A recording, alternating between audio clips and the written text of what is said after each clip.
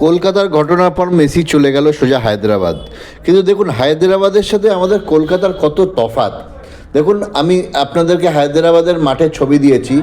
মাঠে মেসি এলো, কে ওর পেছনে কোনো রাজনৈতিক নেতাদের দৌড়াদৌড়ি নেই, ওর পেছনে কোনো এই এত লোকজনের দৌড়াদৌড়ি নেই, এত ছবি তোলার একটা নেই। দেখুন মেসি এসে সবাইকার সাথে সুন্দরভাবে হ্যান্ডশেক করছে, প্লেয়ারদের সাথে হ্যান্ডশেক করছে, ওকে ঘিরে ধরে ওরকম ভিড় নেই, আমাদের মতো আধে খেলে পানা নেই। আমাদেরকে এই জিনিসগুলো আমরা যেটা করলাম আজকে, আমাদের মাঠে যারা ছিল তারা যে জিনিসটা করলো, তারপর আমাদের যেভাবে মুখ পুড়লো।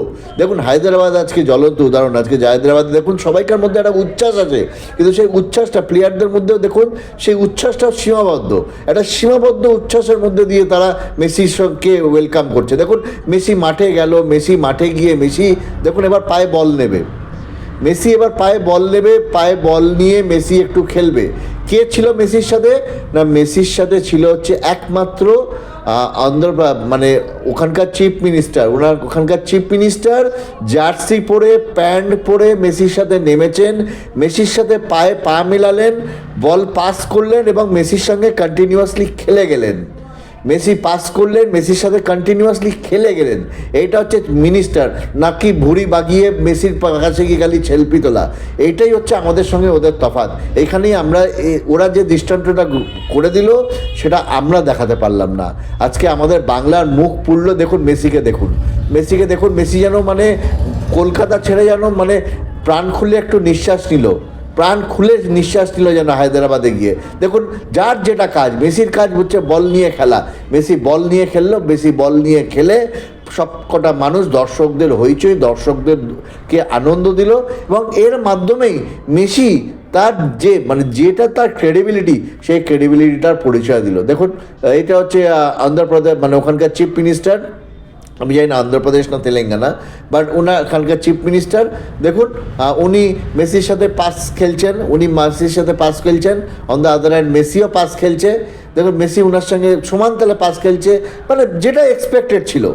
খুব খারাপ লাগছে যে আজকে ওয়েস্ট বেঙ্গলে মানুষ এটা দেখতে পেল না। ওইখানে হয়তো টিকিটের দাম হয়তো 5-6 হাজার 10 হাজার নয়, আমি জানি না ওখানে টিকিটের দাম কত, আমার মনে হয় না ওখানে এত টাকা টিকিটের দাম। আজকে দেখুন মেসি গোলে মারছে এবং এই গোলের সাথে আমি সাউন্ডটা অফ করে দিয়েছি, যে উচ্ছ্বাস, মানুষের উচ্ছ্বাস, যে বলটা যখন গোলে ঢুকলো সে পরিমাণ উচ্ছ্বাস, মানে মানুষের উচ্ছ্বাসের যে আওয়াজ, সেটা আমি নিয়ে মানে সেটা মিউট করা আছে আর সে আপনারা শুনতে পেলেন না। কিন্তু দেখুন মানে আমাদের যে জিনিসটা আমাদের দেখবার কথা ছিল, আমাদের ছেলেরা যারা 4,000 5,000 10,000 50,000 টাকা দিয়ে টিকিট কেটে দেখবার কথা ছিল, তারা সেটা দেখতে পেলো না। দেখতে পেলো কারা? দেখতে পেলো হায়দ্রাবাদ। কারণ হায়দ্রাবাদ অনেক বেশি অনেক বেশি সিস্টেমাইজড, ওরা অনেক বেশি ডিসিপ্লিন, আমাদের মতো ইনডিসিপ্লিন নয়, আমাদের মতো আধে খেলে ফেলা নেই, আমাদের মতো ছেলে খেলা নেই। এইগুলো দিক দিয়ে ওরা অনেক বেশি আমাদের থেকে এগিয়ে। আর আজকের ঘটনার পর আমরা কিন্তু মানুষের মানে অন্যান্য রাজ্যের মানুষের কাছে আরও বেশি পেছিয়ে গেলাম। এটা আমাদের কাছেও একটা অভিশাপের মতো হয়ে দাঁড়ালো। দেখুন মেসির খেলা শেষ হলো, মেসি তারপর ছবি তুলছে, সব কিছুটা দেখুন। আমি আর দেখুন সবাইকার সাথে ছবি তুলছে, কোনো ভিড়ভাট্টা নেই, কোনো সেলফির চেষ্টা নেই, কোনো ছবি তোলাতুলির ব্যাপার নেই। আর দর্শকরা অনেক মানে মেসির এটাকে এনজয় করছেন। এইটাই তুলে ধরার ছিল। কারণ যারা দেখতে পাননি মেসির খেলা আজকে সল্টলেক যুব ভারতী স্টেডিয়ামে, তাদের জন্য এই ভিডিওটা। আনন্দ করে দেখুন। দুঃখ তো